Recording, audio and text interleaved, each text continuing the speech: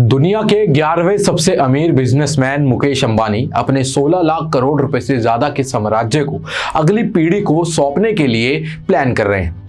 वो चाहते हैं कि पिता धीरूभाई अंबानी के निधन के बाद भाई अनिल अंबानी से हिस्सेदारी के बंटवारे को लेकर जो विवाद हुआ था वैसा उनके बेटों और बेटियों के बीच में ना हो। ऐसे में आपके मन में भी सवाल होगा कि रिलायंस का देश दुनिया में कितना बड़ा कारोबार है। मुकेश अंबानी के बेटे बेटी अभी किन बिजनेस को संभाल रहे हैं, किस मॉडल पर मुकेश अंबानी अपने साम्राज्य का बंटवारा कर सकते हैं। तो चलिए बारी बारी इन सभी सवालों को लेते हैं और इनके जवाब जानने की कोशिश करते हैं। रिलायंस इंडस्ट्री लिमिटेड एक फॉर्च्यून 500 कंपनी है और भारत में सबसे बड़ा प्राइवेट सेक्टर कॉरपोरेशन है। टेक्सटाइल और पॉलिस्टर में शुरू हुआ कंपनी का सफर आज एनर्जी, मटेरियल, रिटेल, एंटरटेनमेंट और डिजिटल सर्विस में फैल गया है।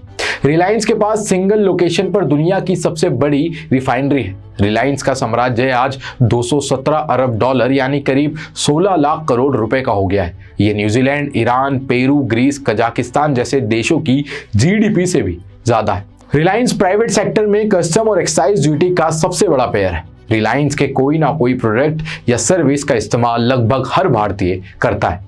अब बताते हैं आपको मुकेश अंबानी के बच्चे आकाश, ईशा और अनंत के बारे में। आकाश अंबानी 2014 में ब्राउन यूनिवर्सिटी से इकोनॉमिक्स की पढ़ाई में डिग्री ली। इसके बाद उन्होंने फैमिली बिजनेस ज्वाइन किया। जियो प्लेटफॉर्म्स, जियो लिमिटेड, सावन मीडिया, जियो इन्फोकॉम, रिलायंस रिटेल वेंचर्स के बोर्ड में शामिल है। 2019 में श्लोका मेहता से शादी की। ईशा अंबानी येल और स्टैनफोर्ड से पढ़ाई की। 2015 में फैमिली बिजनेस ज्वाइन किया। जियो प्लेटफॉर्म, जियो लिमिटेड, रिलायंस रिटेल वेंचर्स के बोर्ड में शामिल है। ईशा की शादी दिसंबर 2018 में कारोबारी अजय परिमल के बेटे आनंद परिमल से हुई। अनंत अंबानी अमेरिका की ब्राउन यूनिवर्सिटी से पढ़ाई की। Reliance new energy, Reliance new solar energy, Reliance O2C जियो प्लेटफॉर्म्स की बोर्ड में शामिल है। किस मॉडल पर मुकेश अंबानी बंटवारा कर सकते हैं, अब इस पर बात करते हैं। ब्लूमबर्ग की एक रिपोर्ट के मुताबिक मुकेश अंबानी अपनी संपत्ति के बंटवारे के लिए वॉलमार्ट इंक के वॉल्टन परिवार जैसा तरीका अपना सकते हैं। इस मॉडल के तहत बिजनेस पर फैमिली के कंट्रोल को बरकरार रखने में मदद मिलेगी। अंबानी फैमिली होल्डिंग्स को ट्रस्ट जैसे स्ट्रक्चर में शिफ्ट कर सकते हैं। ट्रस्ट रिलायंस इंडस्ट्रीज को पूरी तरह से कंट्रोल करेगा और नई कंपनी में पत्नी नीता अंबानी और उनके बच्चे आकाश, ईशा और अनंत सहित परिवार के सभी सदस्य हो सकते हैं।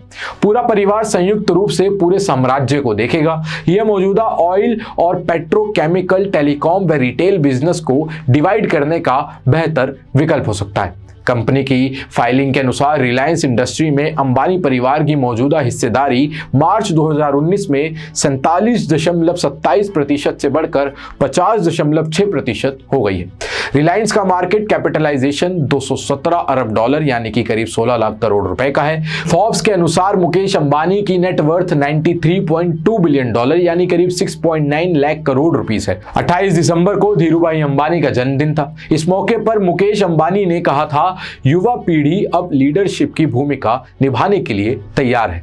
अब मैं उत्तराधिकारी की प्रक्रिया को तेज करना चाहता हूं। हमें नई पीढ़ी का मार्गदर्शन करना चाहिए, उन्हें सक्षम बनाना चाहिए, उन्हें प्रोत्साहित करना चाहिए और बैठकर तालियां बजानी चाहिए। मुकेश अंबानी ने कहा था, मैं हर दिन रिलायंस के लिए बच्चों के जुनून, कमिटमेंट और समर्पण को देख रहा हूं, महसूस कर रहा हूं। मैं उनमें वही आग और वही काबिलियत देखता हूं जो मेरे पिता में थी। समय आ गया है कि इस बड़े अवसर का लाभ उठाकर रिलायंस के भविष्य के विकास की नींव रखी जाए। आज की वीडियो में महज इतना ही। आप देख रहे थे ग्लोबल नाउ 24/7। वीडियो को लाइक करें, शेयर करें और चैनल को सब्सक्राइब करना ना भूलें। धन्यवाद।